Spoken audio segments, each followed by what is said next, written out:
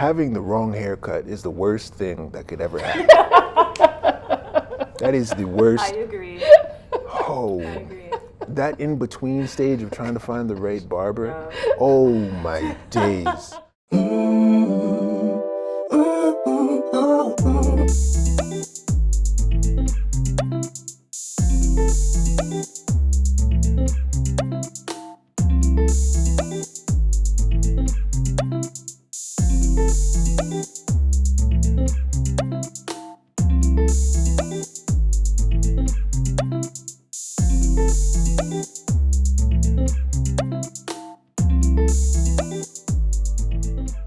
Welcome back to the fam, y'all. My name is Parker Johnson.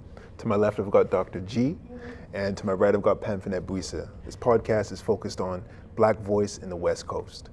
Today, we touched on it a little bit in the last episode, but we want to get into it today. This is about hair. You laughing? I love it. Black hair. Black hair. Yes. This is a special episode, I think, because we've all had different journeys with our hair. Mm-hmm. We have experienced certain things because of our hair, and we take pride in our hair because of how it looks. I know I'm a diva. I'm booked out the whole year. I make sure I'm ready. I'm fully for sure. Good. Hey, thank you now. Yeah. Now, we want to talk about a lot of different things, hairstyles, the significance of it, because it represents something. I know I'm treated differently depending on how my hair looks. Exactly. Yep. You know, I know y'all are treated differently because of how you choose to style your hair. Mm-hmm. So let's get into it. Let's talk about hair. I think this is a great topic because on the weekend I took a mentee to the barbershop for the first time. And I know how sensitive young kids can be around their hair. I was too, because you're going through a lot. You got kids messing with your head. You got kids talking to you wild, disrespecting your hair. Yes, you might not feel as confident with your hair. You know, I know for me, I remember being that age. I think I was even younger. I was on the playground, and y'all know I'm an adoptee. And they saw my mom drop me off, and they immediately was like, "What's going on here?" Yeah. I remember, and I will never forget this. I'm on the playground, I look up, and there are these two young girls yelling at me, just absolutely tearing me down. Your skin is ugly. Wow. You don't belong here. Yikes. And your hair is a mess. I don't even think they said mess, but they said something worse. Something worse, yeah. I remember standing there like, this is wild. I knew it was a lie. You know, come on. But I won't forget that. And so when I took this kid to the barber shop, and shout out to Liberty Barbers, Lorian, you're amazing. It was really beautiful to watch because you could see the little, the Pam shimmy. The confidence was starting to, because it's your agency. This is yours. Yes, this absolutely. Is yours. Absolutely. So, yeah. When you were talking, it reminded me, so I'm going way back. Whoopi Goldberg had one of her first stand-up, and she talked about having hair. Mm-hmm. And she put on like a pillowcase over her head, and she was just like, my fine hair, and it was all about needing to have straight hair and going against kind of our natural hair, because I'm part of that generation where it was all about the relaxer. Mm-hmm. And it started with your mama doing the relaxer, burning up your scalp, smelling that chemical. You're like, what the hell? And then it goes, to then into the shop. Mm-hmm. And at first it's cute. We have our little plaits and stuff like that. But then at some point it became about straightening your hair. Mm-hmm. And like you said, that kind of thing around how you wear your hair has such a huge impact. If I wear a fro, and if I'm in a dashik and I walk into a room, what kind of, what's going on? You're not going to get hired for certain things. So it is really significant to the point where in California they have the Crown Act, which is, legally saying that you can't discriminate against us as Black folk because of our hair, right? Yeah. So it is also fascinating that one of the first millionaires, Black female millionaires, was through hair product, back in the day. So, yeah. I didn't know that. Very interesting. And there's a whole movie on Netflix, so anybody wants to go find that piece out. But it is something that I think is so significant, especially for women, because you have weaves and you have, you know, the fro, and you have flattening your hair, straightening your hair, etc. Locks, just all of these different things. And what pleases me now is I see the younger generation. They're rocking their fros and they're doing their naturals, and it just warms my heart, right? We'll talk more about the braids and all of that later, but I see you smiling over there. Yeah, I think like my hair journey has, okay, so as you see today, I haven't straightened my hair in, man, it's been years. So the last time I had a relaxer in my hair was before 2016. So it's been a long time since I've actually even had straight hair. And I think that when I moved to Lekwungen territory, I'm already high maintenance, but I was a girl. I was getting my relaxer every 2 weeks. I'm seeing the hair salon. I'm there. I'm gonna reach. Like, I was just doing the absolute most. And then I moved here, and I'm like on Yellow Pages trying to find where I'm gonna get my hair done. And then it was like immediate panic of like, I'm used to my hair being straight, and now I have to like deal with my natural texture. And early on when I was younger, like my parents, not necessarily because they didn't like my curly hair, but my mom was also disabled and wasn't really able to do my hair. And so out of like accessibility, it was easier to put relaxer in my hair. And I also had nappy hair and thick and just all the goodness of it, but I didn't know how to maintain it. And so that was really difficult being young, trying to navigate not hating my hair. Yeah. And for the longest time, I hated my hair. I really did. And so honestly, it wasn't until the movie Good Hair with Chris Rock where I just saw kind of the history as to why I probably hated my hair. Yeah. And I just saw it as so difficult. But instead of it necessarily being difficult, I just didn't know how to deal with it. And learning that there's like curly grades from like 4A to 4B to 4C, like there's just so much education that I didn't know. And I was saddened that I didn't know how to deal with my own hair. Yeah. It's funny because one of the reasons, first thing I checked out when I moved here is there somebody who can do my hair? Because I'm not living in a city where there's not black people to do my hair, because that means there are not enough black people to be in, you know. Yeah. And at the time, Nicola had a shop called Afro Diva. Loved that name, Afro Diva. And I was like, okay, I'm good. We're able to have, you know, we're going to be able to take care of this. But one of the realities for me is I stopped using relaxer when I got pregnant. I decided not to have any of that chemical stuff in my hair. And so when I did that, it was like, okay, we're just going to deal with natural hair. I have a lot of hair and it's very long. And what I found, especially here because of the weather, that even doing like straightening the hair, it'll last for, you know how you look so good when you come out of the shop and like 2 hours later you're like, damn, dude. Right? It's like, oh. And I'm busy and I'm like, what? Yeah. And so braiding the hair is a lifesaver for me because I'm able to just get up and it looked like I did something. Yeah. And it takes me literally 2 seconds. Yeah. It's like ChatGPT in my hair. It's like, right? And so I'm just like, okay, so during the summer months when I can do my fro and don't have to worry about it, because when I first started, every other week I was in the shop. It's expensive, can afford, and it just never looked the right way. Yeah, I'm gonna stop there because I have a hell of a story to tell you all about my hair because it's long and people don't believe black people have long hair.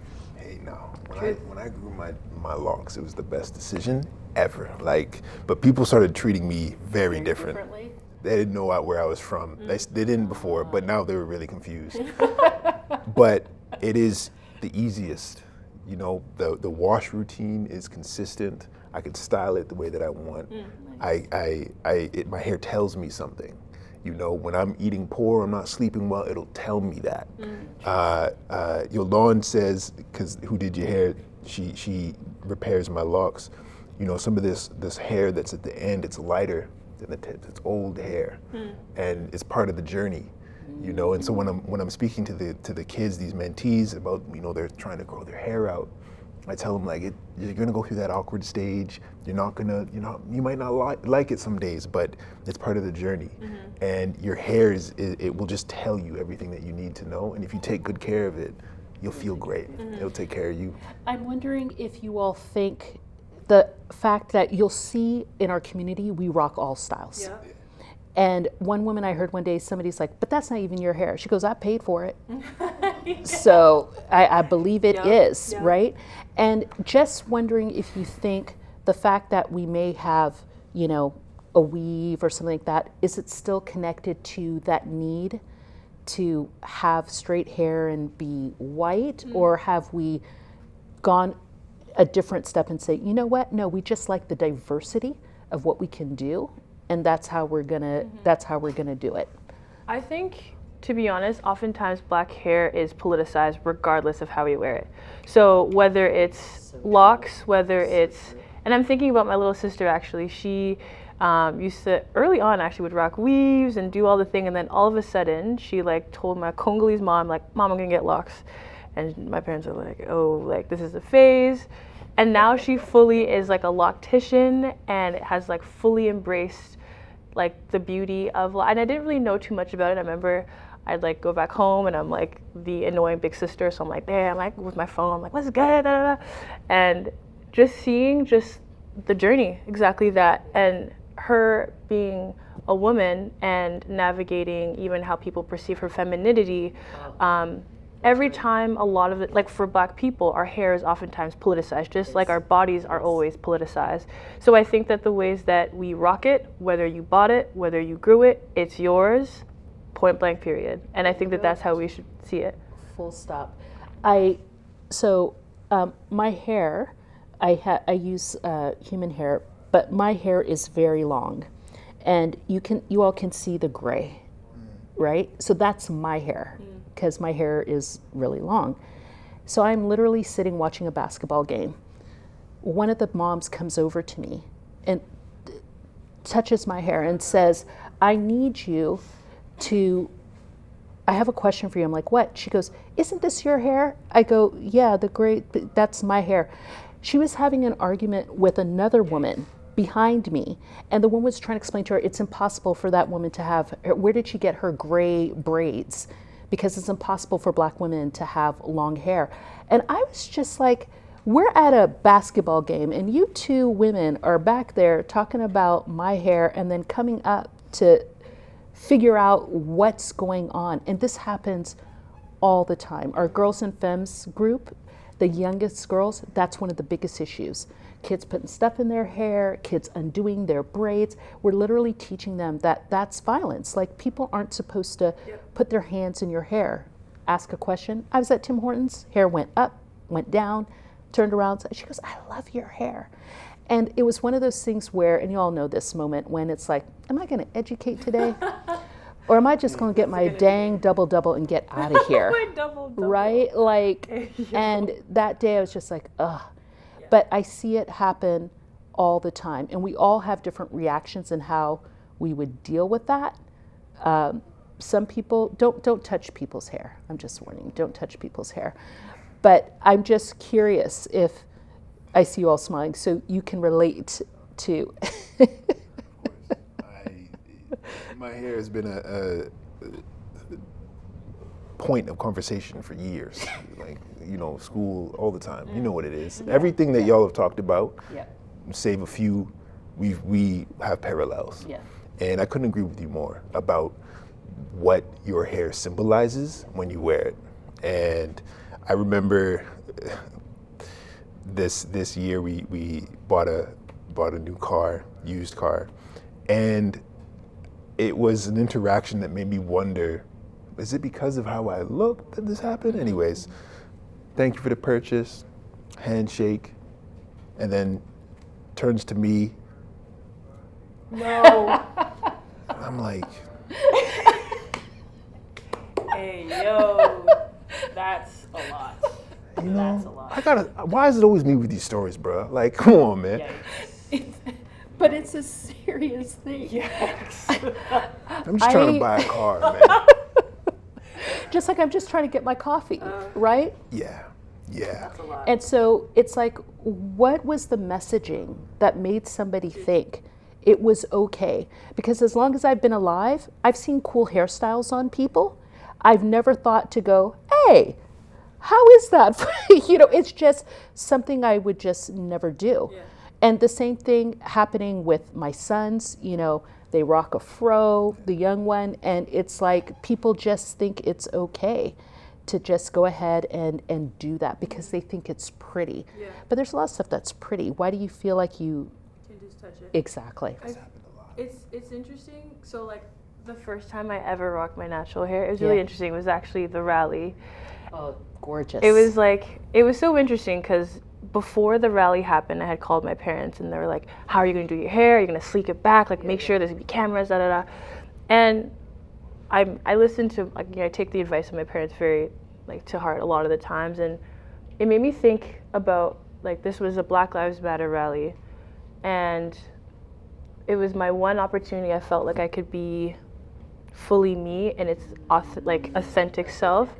And because I knew that my relationship with my hair was I didn't like my hair and I feared the magnitude of the fro, that I thought that it was the most important time for me in that moment to wear it as big as it was.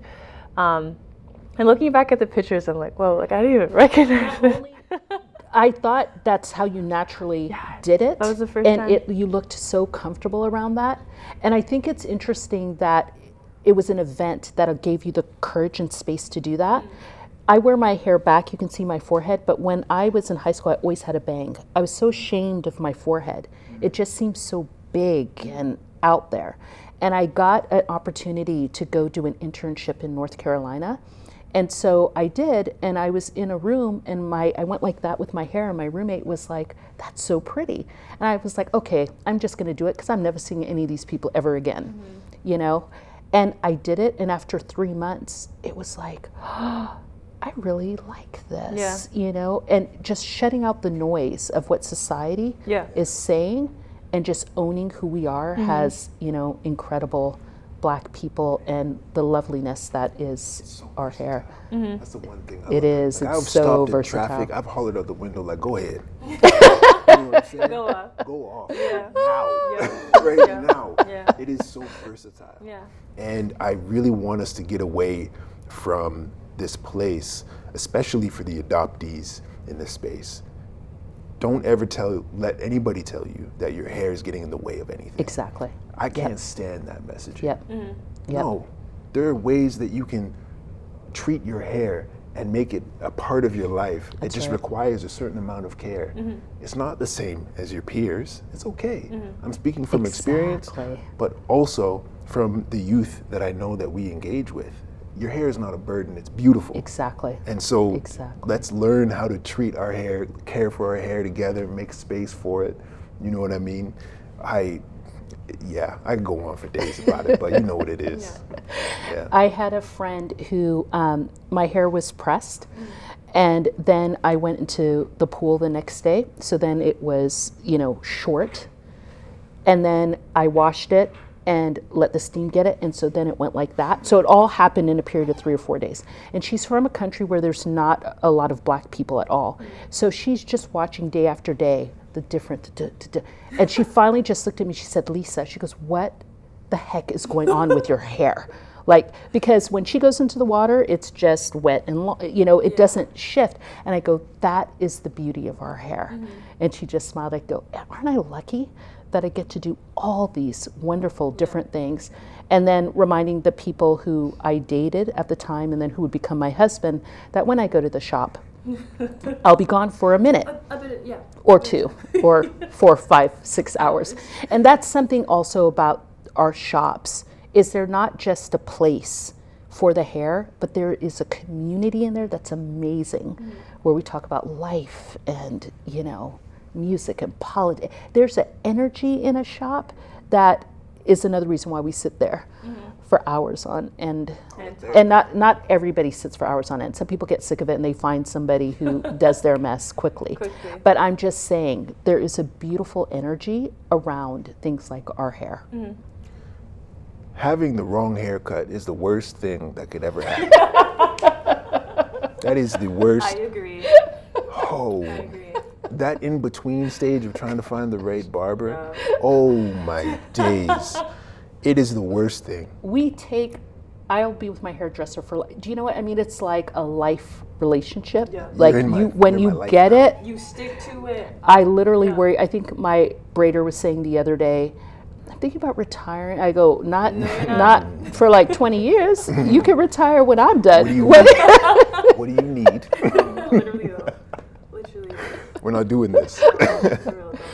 But I'd like people who have black folk in their life, especially children in their life, to please think about the messaging you get about our hair. If you Google unprofessional hair, we're the ones that pop up. You know, try it at home, Google it. And that's the kind of messaging we need to stop. Please just embrace what you see and Google information if you want to learn about it. You don't need to touch my hair. You can learn all sorts of things by just on YouTube, right? You don't need to violate my space to do that. Just say it's pretty. That's the thing, where you say something that I really like, and that no is a full sentence. Yes. And so, you know, for the kids, your boundaries are important. That's Don't right. let people touch your hair, man. We're not doing this in 2023. And you don't need to apologize if you feel mad about it. So, however you own it, just own it. I've got a girlfriend I know, you all know her, but I won't say her name, that if somebody did that to her hair, and she went back and she did just like that. And the person looked at her and went, and she goes, exactly. Yeah, true. Right? Like That's just, I mean, go off, but I'm gonna remember that one. it gets the message across. So I just think it's really important that we understand this is part of our body, and you don't get to violate our body in that way. If I give you permission, and we'll have a conversation about that, that's fine too. Yeah. But I will give that to you. And so I think it's, I think that's really important. And it's still a real thing I think about how to wear my hair depending on what situations I'm in. Yeah. So I'm trying to figure out that balance still, because I understand, like you said, certain perception, because you looked fly on that stage. You had that fro with the jacket. I was like, what? Yeah, I think it's like it's cool with hair and like the hair journey and seeing, like I feel like now like I can straighten my hair and don't feel like I want to have straight hair because I don't like my hair. Yeah, and I think like as we were saying about messaging with like parents is like instilling that you are beautiful, black is beautiful, and again, that the more that we leave room for us to show up holistically, as like we said in the last episodes, the more that we can then embrace the range and flexibility our hair has. Can I add one quick thing? Yeah. And this is going to show my bias. But if you aren't black and want to, for example, rock dreadlocks, I'd appreciate you to really consider not. And part of it is there's such a history behind why people have dreadlocks, for example. It's connected in many ways to different culture, religion, etc. It's not an accessory. It's not something to put you in a category of a certain type of person, right? We talk about being political. So if I have my locks, it means I'm these things. And there's a reason why your hair doesn't do it. We need a part 2, a part 3. Why do we always do this? No. All right, y'all. Okay. Let's bring it in. I appreciate y'all. And your hair is beautiful. Your hair is beautiful. You as well. You. Well, we know that. Thanks, y'all. I think, Dr. G, do you want to sign us off? I just want to thank you again for joining us today. And if you are out there and you have our hair, that's amazing, awesome. Remember that black hair is beautiful. From our family to yours, thank you so much for joining us today. See you next time.